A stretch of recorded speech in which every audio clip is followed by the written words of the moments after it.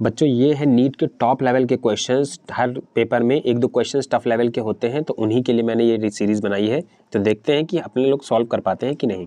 Question 1, which of the following changes would occur in the GFR if the resistance in the afferent arteriole is increased while keeping other factor constant। मतलब afferent arteriole, efferent arteriole होती है, efferent arteriole को हमने एक तरीके से मान के चलिए स्क्वीज कर दिया, दबा दिया, तो दबाने से क्या होगा, बेसिकली होगा क्या, प्रेशर अंदर का इंक्रीज हो जाएगा। ठीक है, प्रेशर इंक्रीज हो जाएगा, जिसकी वजह से क्या होगा, GFR इंक्रीज हो जाएगा। क्यों? क्योंकि ग्लोमेरुलर हाइड्रोस्टैटिक प्रेशर इंक्रीज हो जाएगा, जिसकी वजह से हमारा GFR इंक्रीज हो जाएगा। तो option B.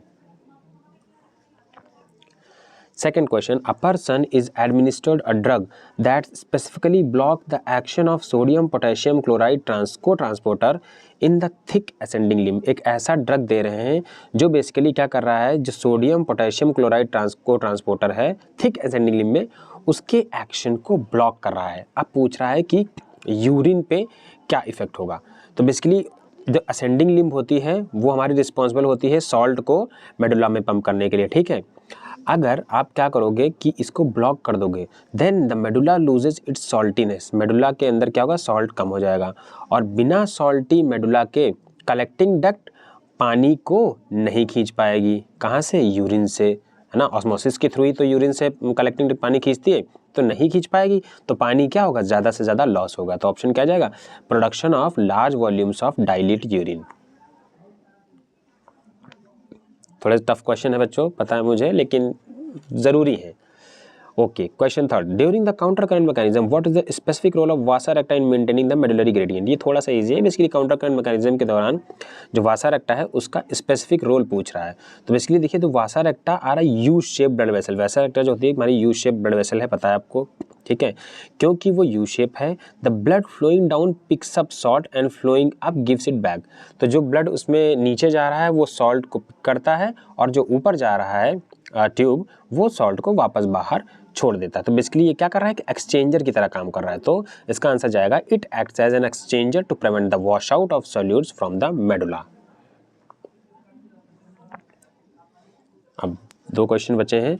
The JGA is specialised region form by the cellular modifications of two structure. JGA जो होता है बेसिकली वो किन किन से बना होता है, मॉडिफिकेशन से। तो ये सिंपल सा क्वेश्चन है, एफरेंट आर्टेरियल और डीसीटी के मॉडिफिकेशन से हमारा जक्स्ट्रा ग्लोमेरुलर अपरेटस बनता है। ठीक है, तो आंसर इसका जाएगा एफरेंट आर्टेरियल एंड डीसीटी, यानी option B.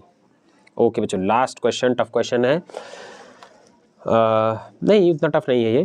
Which of the following correctly describe the permeability of the descending limb of the loop of Henley. देखिए सिंपल सा याद कर लीजिए, एक स्टेटमेंट सिर्फ याद कर लीजिए कि ascending limb of loop of Henle is impermeable to water, तो यानी परमेबल टू सॉल्ट। अब ascending limb impermeable to water है, तो descending limb permeable to water, यानी इम्परमेबल टू सॉल्ट। इस तरीके से आप याद कर रखेंगे। बस एक याद रखना है कि ascending limb of loop of Henle is impermeable to water. तो इसमें आंसर क्या जाएगा, permeable to water but nearly impermeable to electrolytes. Which of the following correctly describe the permeability of the descending limb of loop of Henle. ठीक है, descending limb की बात करिए, तो इसमें आंसर जाएगा permeable to water but nearly impermeable to electrolytes. तो ये बच्चों 5 क्वेश्चन थे टफ लेवल के। एक वीडियो और आएगी जिसमें 5 और टफ लेवल के क्वेश्चंस होंगे, है ना। बहुत ज़्यादा नहीं लगाएंगे, बस एक दो वीडियो मैंने ऐसे बना दी कि इन केस मैं आपको बताना चाहता हूँ कि नीट में अगर एक्सट्रीम लेवल पे वो लोग गए तो किस लेवल के क्वेश्चंस आ सकते हैं, दैट्स इट, है ना। बहुत ज़्यादा लोड नहीं लेना है इन क्वेश्चंस का, अपने को नॉर्मल और एवरेज मिडिल क्वेश्चंस ही ज़्यादातर अटेम्प्ट करने। ओके बच्चों, बाय।